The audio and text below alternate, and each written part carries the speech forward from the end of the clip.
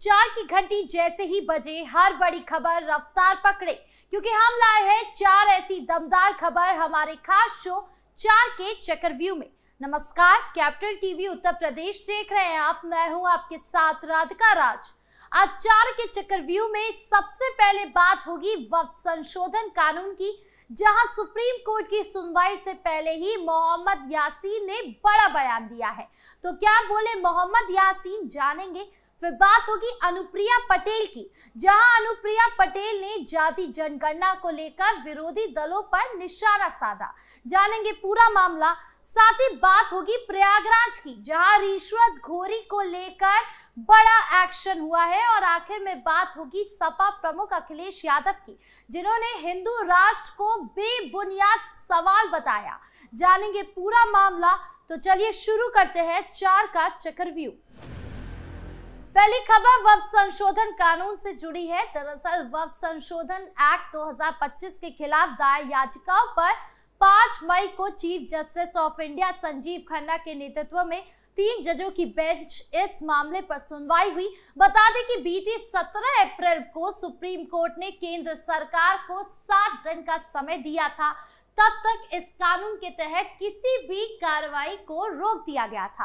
25 अप्रैल को केंद्र सरकार ने हलफनामा दायर कर कोर्ट को कहा था कि ये संशोधन पूरी तरह से संवैधानिक है, इस पर रोक नहीं लगानी चाहिए। फिलहाल आज सभी की नजरें सुप्रीम कोर्ट के फैसले पर टिकी हुई है। तो वहीं दूसरी तरफ इस मामले में अंजुमन इंतजामिया मसाजिद के जॉइंट सेक्रेटरी मोहम्मद यासीन ने कहा कि सुप्रीम कोर्ट का जो भी फैसला होगा वो मान्य होगा। मीडिया से बातचीत के दौरान अंजुमन इंतजामिया मसाजिद के जॉइंट सेक्रेटरी मोहम्मद यासीन ने कहा कि इस मामले में हमें न्यायालय से ही राहत मिली है और हम उसका शुक्रगुजार करते हैं। 5 मई को सुप्रीम कोर्ट में होने वाली सुनवाई हमारे भविष्य के लिए बेहद निर्णायक है और हमारी आशा उम्मीद है कि साथ साथ भरोसा भी देश की सबसे बड़ी अदालत पर है।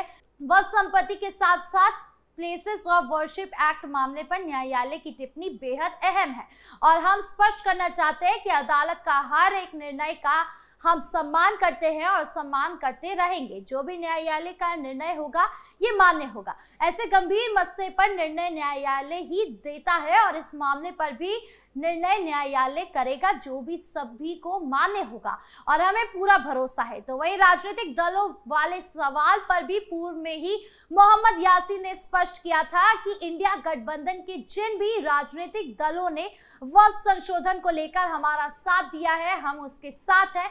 और एक बार पुनः हम अपनी बात को दोहराते हैं कि अब जो हमारे साथ है हम उनके साथ हैं, लेकिन जो हमारा साथ नहीं दिए हम उनके साथ नहीं रहेंगे। ऐसे में देखना दिलचस्प होगा कि कोर्ट आज क्या कुछ फैसला लेता है।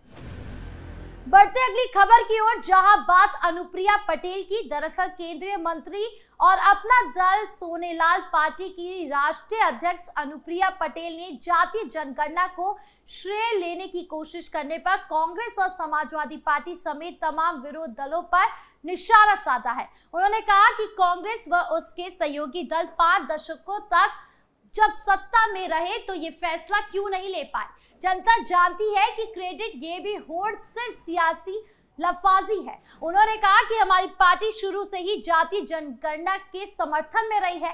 केंद्रीय मंत्री अनुप्रिया पटेल झांसी में एक निजी कार्यक्रम में हिस्सा लेने पहुंची थी। इस दौरान उन्होंने जातीय जनगणना से लेकर पहलगाम में हुई आतंकी हमले पर खुलकर बात की और विरोधियों पर तीखा हमला किया। उन्होंने कहा कि जातीय जनगणना का ऐलान होने के बाद विपक्ष अब सिर्फ क्रेडिट लेने की होड़ कर रहा है, लेकिन जब कांग्रेस के नेतृत्व में ये लोग सत्ता में थे तब उन्होंने जातीय जनगणना नहीं कराई। पहलगाम आतंकी हमले को लेकर अनुप्रिया पटेल ने कहा कि सरकार आतंकियों व उसके आकाओं को चुन चुनकर सजा देगी। भारत आतंकवाद के खिलाफ घुटने नहीं टेकेगा। इससे पहले अनुप्रिया पटेल लखनऊ में पार्टी की बैठक में भी जातीय जनगणना के मुद्दे को लेकर लोगों के बीच जाने की अपील करी थी। उन्होंने कहा था कि मोदी सरकार हमारी एक एक मांग को मान रही है। पार्टी कार्यकर्ता गांव-गांव जाकर इसकी जानकारी लोगों को दे रहे हैं और इसके फायदे बता रहे हैं। अब इस मामले में आगे क्या कुछ होता है ये देखने वाली बात होगी। खबरों में आगे बढ़ते हैं, जहां बात प्रयागराज की। दरअसल टैक्स से जुड़े एक बड़े भ्रष्टाचार मामले में सीबीआई ने केंद्रीय वस्तु एवं सेवा कर यानी CGST विभाग के 2 इंस्पेक्टरों को खिलाफ केस दर्ज किया है। इसमें से एक इंस्पेक्टर को रंगे हाथ रिश्वत लेते हुए गिरफ्तार भी किया गया है। ये कार्रवाई सीबीआई की लखनऊ यूनिट से की गई है। सीबीआई ने 4 मई 2025 को बताया था कि प्रयागराज स्थित क्षेत्रीय GST कार्यालय में 2 इंस्पेक्टरों हरिशंकर सरोज और अनिल कुमार मटलानी पर एक व्यापारी से 10,000 रुपए की रिश्वत मांगने और लेने का आरोप लगा है। ये रिश्वत व्यापारी की कंपनी का फिजिकल वेरिफिकेशन कराने के बदले में मांगी गई थी, जो GST रजिस्ट्रेशन की प्रक्रिया का एक अहम हिस्सा होता है। शिकायत मिलने के बाद सीबीआई ने 3 मई को इस दोनों के खिलाफ केस दर्ज किया और फिर योजना बनाकर एक इंस्पेक्टर हरिशंकर सरोज को 10,000 रुपए की रिश्वत लेने हुए रंगे हाथ पकड़ लिया गया। उस मौके पर ही गिरफ्तार कर लिया गया और अब उसे लखनऊ स्थित विशेष सीबीआई अदालत में पेश किया जाएगा। वहीं दूसरी ओर आरोपी अनिल कुमार मटलानी के खिलाफ जांच जारी है। तो वहीं सीबीआई ने बताया कि मामले की जांच अभी जारी है और जल्दी और जानकारी सामने आ सकती है। बिजनेस से जुड़े लोगों को चेतावनी दी गई है कि वो किसी भी तरह की अवैध मांग की शिकायत तुरंत संबंधित एजेंसियों को करें। खबरों में आगे बढ़ते, जहां बात सपा प्रमुख अखिलेश यादव की। दरअसल लखनऊ में आयोजित हुए समाजवादी पार्टी के प्रेस कॉन्फ्रेंस में सपा चीफ अखिलेश यादव ने कहा कि बीजेपी सरकार बड़े उद्योगपतियों का साथ तो देती है, लेकिन किसानों को अपमानित करती है। अगर कोई इनसे सवाल करता है कि उनके खिलाफ कार्रवाई की जाती है, उनकी पगड़ी उछाली दी जाती है, उनको बदनाम किया जाता है, बीजेपी सरकार में समय समय पर किसानों को अपमानित किया जा रहा है। सरकार नहीं चाहती है कि किसानों को हक मिले और अगर कोई किसान आवाज उठाता है तो उसकी पगड़ी उछाल देते हैं। सपा चीफ अखिलेश यादव ने धर्म संसद में हुए हिंदू राष्ट्र के ऐलान पर कहा, बेबुनियाद सवालों में ना उलझे। कौन सा धर्म संसद कर रहा है? धर्म कौन है? मैं कह रहा हूं कि अभी भी मत उलझो उन चीजों में, क्योंकि जो हमारे बुनियादी सवाल है, जो आपने कहा है कि धान किस समय खरीदा गया था, नाम है, अकाउंट में पैसा कहां गया है, किसके किसके धान पर पैसा चला गया है, वहां पे ये डॉक्यूमेंट प्रूफ है। सोचो सरकार इस पर कार्रवाई नहीं कर रही है। पूरे मूंगफली की भेदभाव हो गया है, आज कितना भ्रष्टाचार बढ़ गया है उस पर बात कीजिए। वहीं अखिलेश यादव ने सरकार द्वारा जातीय जनगणना कराने के फैसले को पीडीए की बहुत बड़ी जीत बताया। सपा चीफ अखिलेश ने कहा कि जातीय जनगणना में कोई धांधली ना हो, इसलिए पीडीए परिवार को एकजुट रहना है। सपा मुखिया अखिलेश यादव ने कहा कि इस बार बीजेपी की कोई चालबाजी नहीं चलने वाली है। इस बार 403 विधानसभाओं में बीजेपी की कोई 420 नहीं चलने वाली है।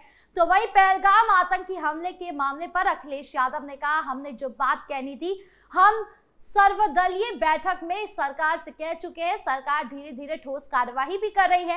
वहीं बहराइच में लगने वाले सालार गाजी के मेले की अनुमति न मिलने पर अखिलेश यादव ने कहा, बीजेपी आपसी भाईचारे को मिटाना चाहती है। उस मेले में हिंदू मुसलमान सभी आते हैं, लेकिन फिर भी इनको परेशानी होती है। बीजेपी सरकार में कोई सुरक्षित नहीं है, जो इनके खिलाफ बोलता है उस पर कार्यवाही करते हैं।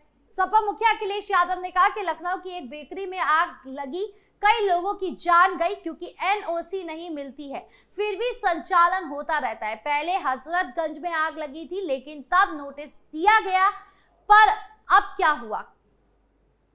कुछ नहीं, ये इनका काम है, एनओसी ना देकर पैसा वसूली की जाती है। यानी कुल मिलाकर अखिलेश यादव ने सरकार पर निशाना साधा है। अब सत्ता पक्ष क्या कुछ पलटवार करता है, ये देखने वाली बात होगी। आपकी इस मामले पर क्या राय है, कमेंट बॉक्स में जरूर बताएं। 4 के चक्रव्यूह में आज खबरों का सिलसिला यही खत्म करते हैं। कल फिर मिलेंगे आपसे नई खबरों के साथ। वीडियो अच्छी लगी हो तो लाइक शेयर करें, चैनल को सब्सक्राइब करना ना भूलें और देश की तमाम बड़ी खबरों से जुड़े रहने के लिए देखिए कैपिटल टीवी उत्तर प्रदेश। नमस्कार।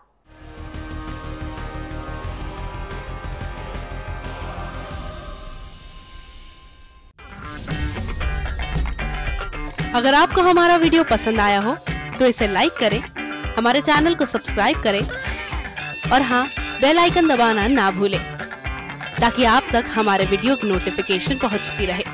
आप अपना सुझाव हमें कमेंट बॉक्स में दे सकते हैं। हमारे साथ जुड़ने के लिए शुक्रिया।